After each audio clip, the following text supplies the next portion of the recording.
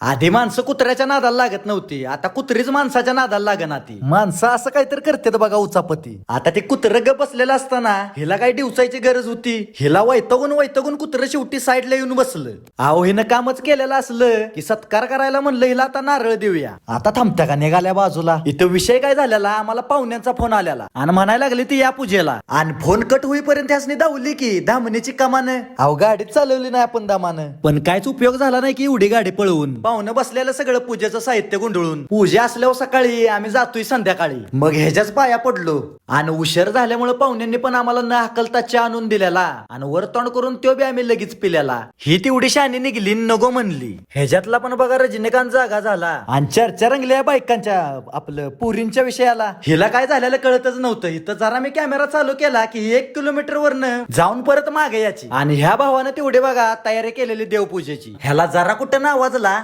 त्याच्या आईला ह्यो लागला की पबजी खेळायला. हिच्या अंगात काय भुईचक्कर आलेलं का काय कळना मला तर. आणि साक्षीच्या सिंगिंगची हिथं बी चर्चा झालेली गावभर. आणि हिनं सिंगिंग केलेलं दाखवून पाहुण्यांना पण लागलंच बाय करून आलो मी आमच्या घरी.